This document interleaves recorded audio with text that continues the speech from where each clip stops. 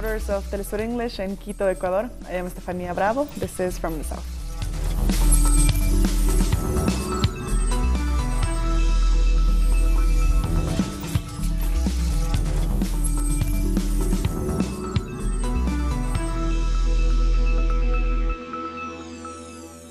Young Chavistas are marking National Youth Day in Venezuela with a march in Caracas in defense of democracy. Beginning at Plaza Morelos, the event marks 205 years since the Battle of La Victoria in the Venezuelan War of Independence. Ahead of the battle fought in 1814, the Republican defenders of La Victoria had to arm students before an attack on the city by the royalist Spanish Empire. The Republicans won the day. Each February 12th is celebrated as Youth Day in honor of the young students who fought in the battle.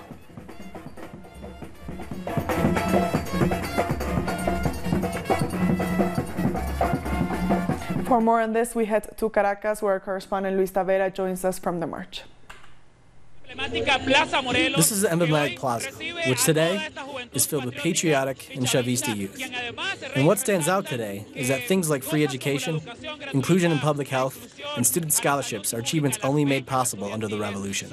Compared with other countries, they say that Venezuela will not allow anything to happen to their natural resources, nor these social missions, which have enfranchised young people.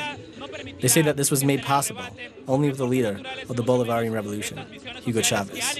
This march will depart from the Bellas Artes in the center of the capital and will march to the emblematic Plaza Bolivar, where these youth and other working-class citizens will be greeted by President Nicolas Maduro. Today, all are united around one slogan: no to imperialism, no to intervention, and yes to peace.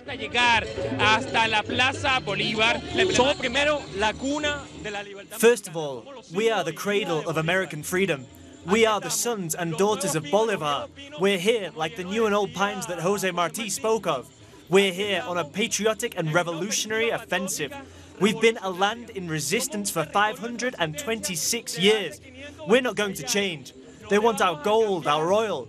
That's why they're offering humanitarian aid. But we know that today, capitalism is in crisis. We know that they need our energy. We know that they need our resources. We know that they need the business of war. But here in Venezuela, they're going to fail. Here, in the land of Bolivar, they're not going to succeed. We won't allow it. Russian Foreign Minister Sergei Lavrov has said that Moscow's United Nations Security Council resolution on Venezuela is aimed at political settlement.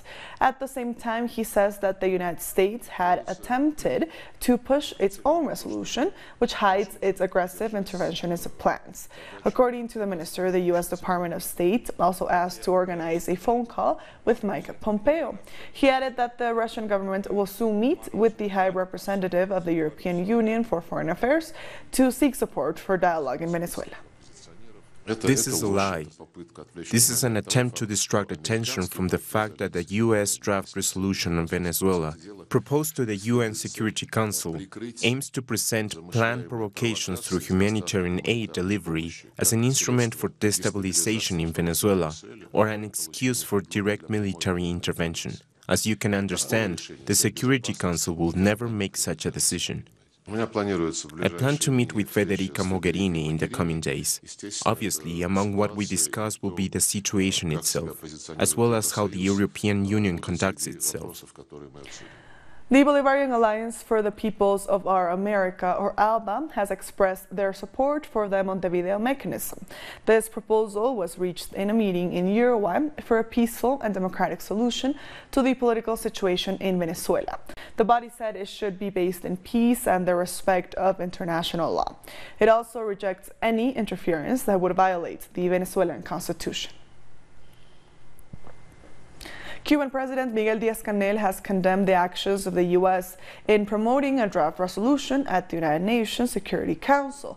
Díaz-Canel said that the resolution would pressure Venezuela to accept humanitarian aid, which the government of Venezuela considers to be a form of aggression and interference.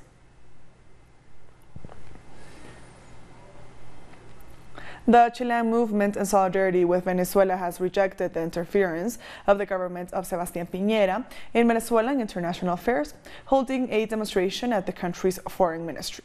This followed solidarity activities with the Venezuelan ambassador Arevalo Méndez. Meanwhile, protesters delivered a letter to the Chilean Minister of Foreign Affairs, Roberto Ampuero.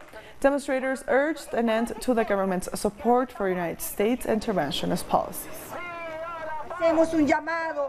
We call on the creative and aware voices in our country to support immediate actions for peace, as well as a solution based on democracy and dialogue for the current crisis faced by our brother people of Venezuela. We absolutely reject any more military intervention in our continent. As José Martí said, in Venezuela, the hour of the furnaces is coming and only light should be seen. President Nicolás Maduro has launched a new campaign to boost tourism and international trade. The slogan is Venezuela, open to the future. This, as the president said, the new brand would help the country against the media war that is currently promoting a negative view of Venezuela. Maduro also announced the creation of a new institution to coordinate tourism, culture and trade. It is the start of the country's brand new institute that is aimed at boosting the country's brand strategy. It will cover investment, the development of tourism, diversified trade, and the promotion of international investments. It's a good opportunity when Venezuela is in the eye of the world's geopolitical hurricane, when all the newscasts of the world opens with their news of our country to spread lies about Venezuela, when all the world media publish enter pages, when social networks boil daily with the news from our country. In other news, Syria's state news agency Sana has reported that at least 70 civilians were killed or injured in a new massacre. The agency says that the attack was carried out by warplanes of the US-led coalition on a civilian camp in Al-Bagos town in Deir ez-Zor.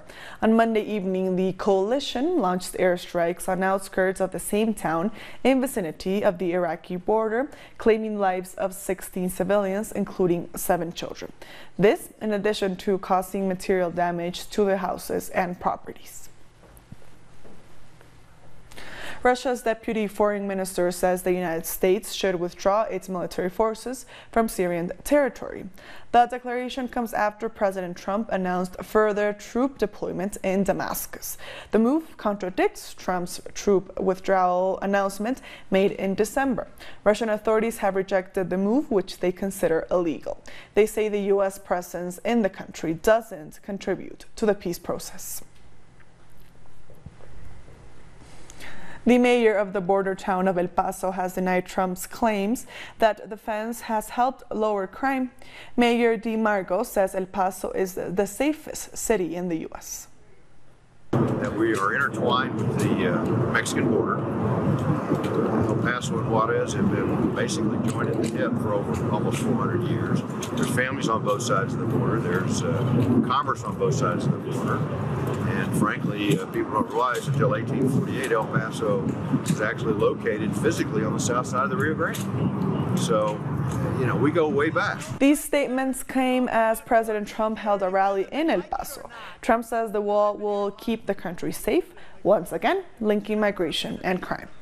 And there's no place better to talk about border security. A supporter of United States President Donald Trump attacked a cameraman during a rally on Monday night. Americans, Hispanic Americans, and Asian Americans have reached the lowest level Americans and Asian Americans have reached the lowest level continued his push for a border wall between the U.S. and Mexico. The man pushed and swore at the BBC cameraman and other journalists before being pulled away. Trump has previously claimed that journalists are the enemy of the people.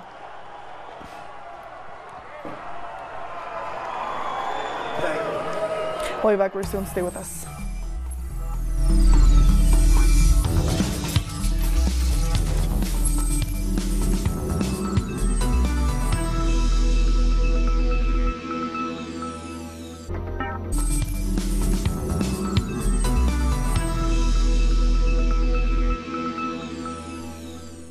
Welcome back. Venezuelan Foreign Minister Jorge Arreaza met with the United Nations Secretary General Antonio Guterres on Monday. Telesur spoke to him after the meeting. Well, this is another meeting with the Secretary General. Planteando la profundización de la We're cooperación. speaking about strengthening cooperation between the different agencies of the United Nations in Venezuela. You know that the economy in Venezuela is being very disrupted, and it's necessary there to have multilateralism in this case to overcome any impact of unilateralism and thus cooperate, eagerly get cooperation, and even the state could also invest in projects that have been tailored by the United Nations, by its different agencies, for food, for health, for the needs of the people. The Secretary General has always been open and willing to do so, and he has gathered information about the political reality of Venezuela. He is happy to see Venezuela in peace. This has been an excellent meeting. This is the second meeting with the Secretary General this year, and we were talking about deepening, strengthening the cooperation of the agencies of the United Nations, the system of the United Nations in Venezuela, with more cooperation. You know that our economy has been damaged by foreign interventions, and of course we have always had the confidence, and we trust in multilateralism, we trust in the system of the United Nations in order to make positive things happen in Venezuela. So that is essentially what we spoke about. We gave him some information about the real picture of Venezuela at the moment, and there was a very good meeting, as it has always been, with Secretary General Guterres. And the Secretary General of the United Nations, Antonio Guterres, has reiterated his offer of good officers to assist in negotiations in Venezuela, which could alleviate tensions in the country. Guterres did so after meeting the Venezuelan Foreign Minister Jorge Arreaza. Arreaza highlighted the importance of the meeting to evaluate the real state of affairs in Venezuela beyond the media campaign conducted against the Latin American country. Now, Africa is enormous. From New York, our correspondent Karina Cartagena has more. Venezuelan Foreign Minister Jorge Arreaza held a meeting with UN Secretary General Antonio Guterres on Monday. After the meeting, Arreaza said that the intent was to strengthen cooperation programs in the areas of health, food, education, and to cover the Venezuelan people's needs. He said that it's necessary that multilateralism overcomes any unilateral movement. The aim is to strengthen the UN cooperation system with Venezuela and vice versa, despite the current situation. The UN has emphasized that the solution to Venezuela's situation must be resolved politically and through dialogue, and that they won't participate as a mediator. Jorge Arreaza said that during the meeting they didn't talk about U.S. sanctions against Venezuela at the UN, even as it became known that Washington asked the UN Secretary General to call for elections in advance and to facilitate the delivery of humanitarian aid. The UN has shown that the humanitarian aid cannot have political or military objectives. On the other hand, Russia plans to reject the U.S. draft resolution, and its idea is to ask for a non-intervention policy in Venezuela. It's not clear when the draft will be presented to the UN Security Council to be voted on. It's important to remember that a resolution by the UN Security Council must be approved by 9 votes without rejection from any of the permanent members.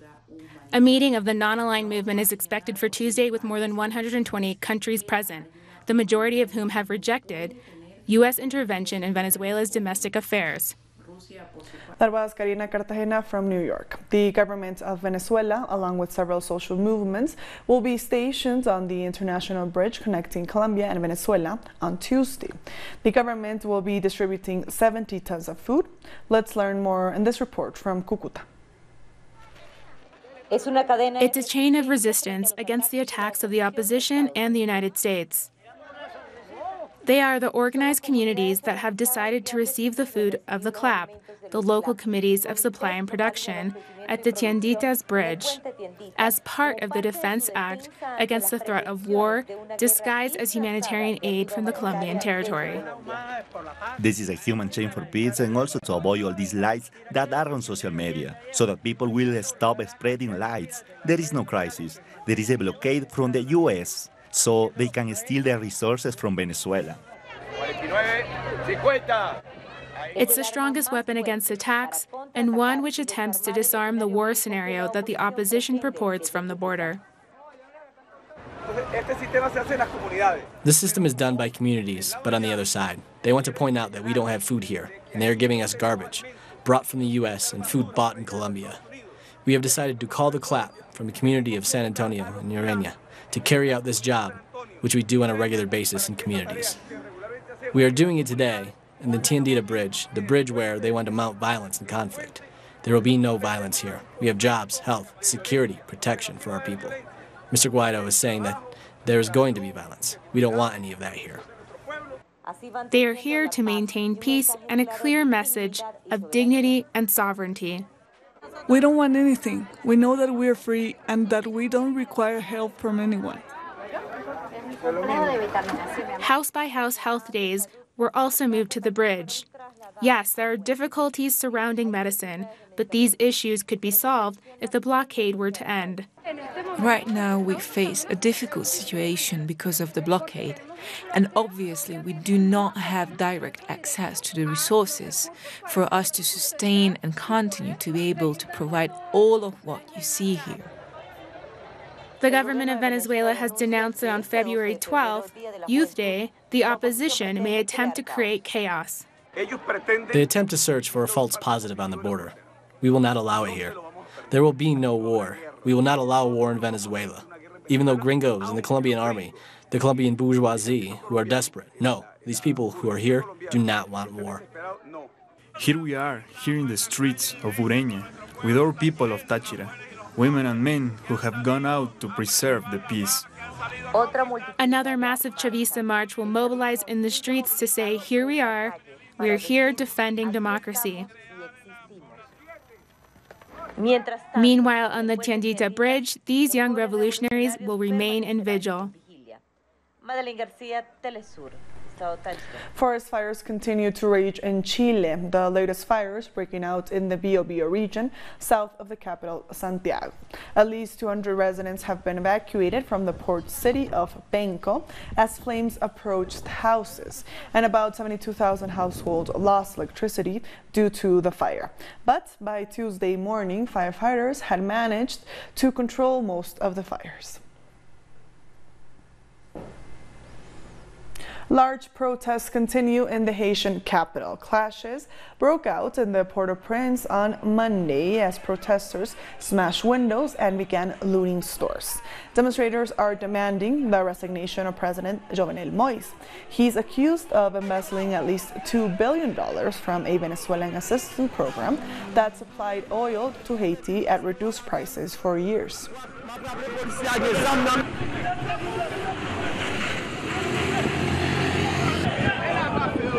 The trial of the leaders of the Catalan independence movement has begun in Madrid. They face a possible sentence of up to 25 years in prison for their bid for independence in 2017.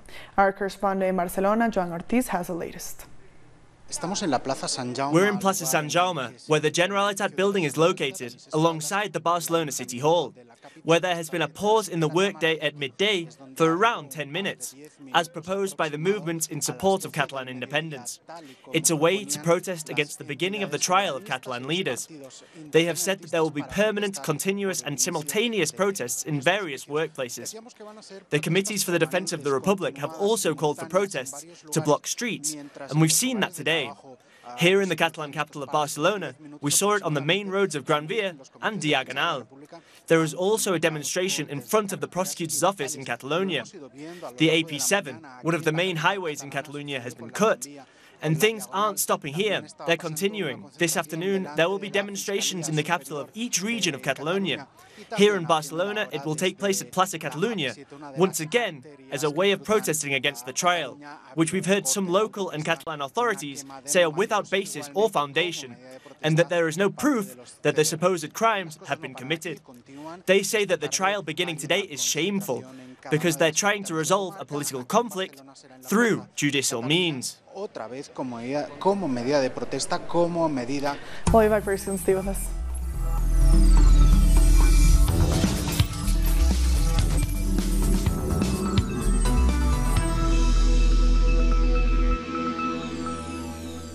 Welcome back. Hamas says any official that participates in the forthcoming U.S.-led Warsaw Conference would be betraying the Palestinian cause.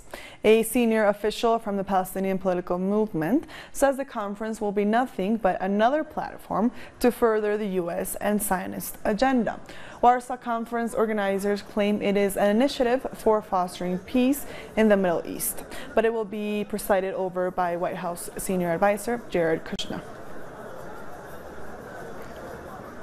British Prime Minister Theresa May says she believes she can reach a final Brexit deal that Parliament could support. May on Tuesday updated members of the Parliament about negotiations with the EU. The UK is set to leave the EU on March 29th without a deal unless May can get the bloc to agree to changes. But the EU says it won't negotiate a new withdrawal deal. Meanwhile, opposition leader Jeremy Corbyn has accused May of blackmailing MPs into, quote, a deeply flawed deal.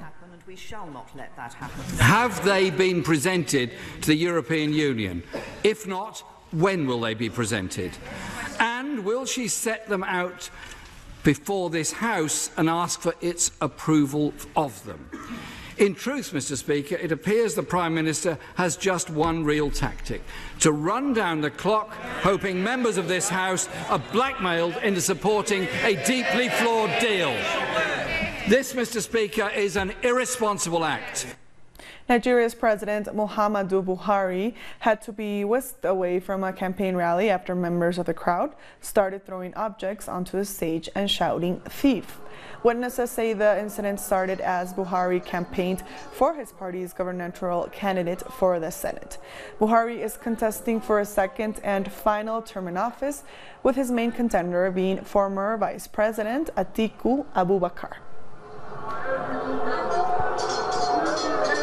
A Tanzanian man was arrested in Bali after more than a kilogram of methamphetamine was found inside his stomach.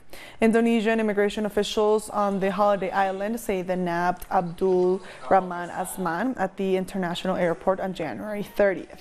An X-ray and CT scan turned up some 99 plastic bags filled with white powder that Azman had swallowed.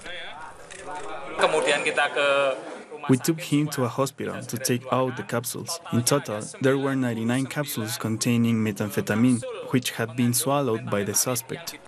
Food contaminated by bacteria, parasites, and toxic chemicals is a growing health hazard. That's the headline Tuesday from a global conference on food safety being held in Ethiopia. The two-day forum is bringing together government officials and experts from over 100 countries. The United Nations estimates that unsafe food kills more than 400,000 people each year. The costs of unsafe food go far beyond human suffering. It can hamper socioeconomic development and overload healthcare systems. Malnutrition today is the largest cause of health loss in the world. Today, we know that foodborne diseases caused by chemicals, viruses, bacteria, and parasites kill hundreds of thousands of people every year. Those most affected are children under 5 in Africa and South Asia. Senegal's President Macky Sall has called for calm after clashes between his supporters and the opposition's left one person dead and dozens injured. He has urged his supporters not to succumb to what he called provocations by the opposition. Political violence has marred campaigns ahead of presidential elections on February 24th, despite appeals for calm from religious leaders. Senegal was, until recently, hailed as a beacon of democracy and relative prosperity in West Africa.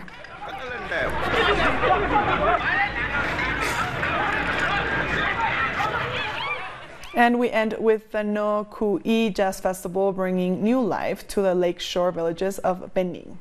The festival includes this musical caravan on the water. It was founded by a Beninese musician after a 30-year career of tours around the world.